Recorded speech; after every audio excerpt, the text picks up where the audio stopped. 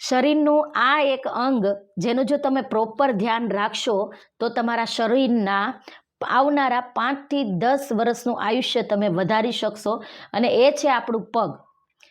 આપણા પગ ભગવાને ચાલવા માટે જ માત્ર નથી આપ્યા, પણ તે આપણા શરીરના ઓલ ઓવર હેલ્થના બેલેન્સ માટે પાયાનું અંગ છે. વિજ્ઞાનની દ્રષ્ટિએ જોઈએ તો જેના પગ હેલ્ધી હોય ને એમનું બ્રેઇન હેલ્ધી હોય, અને જેમનું બ્રેઇન હેલ્ધી હોય ને એનું આયુષ્ય વધારે હોય.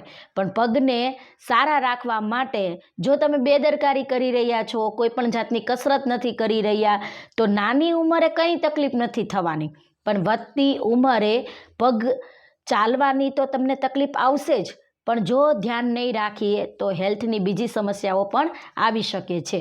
પગને સારા રાખવા માટે કોઈ જીમ અથવા તો બોડી બિલ્ડિંગ કસરતની જરૂર નથી. એ તમે ઘરે સામાન્ય પણ કસરત કરીને કરી શકો છો.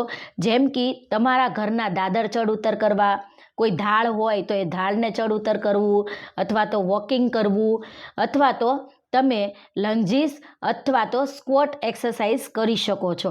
જો તમારે પણ ભવિષ્યમાં વધતી ઉંમરે લાકડીના ટેકે નથી ચાલવું, તો આજથી તમારા દિનચર્યામાં 20 મિનિટની મૂવમેન્ટ વધારો, જે તમને ફાવે છે તે. વધુ માહિતી માટે વિડીયોને ફોલો કરો, કોમેન્ટ કરો તમે કઈ કસરત કરવાના છો શરૂઆત.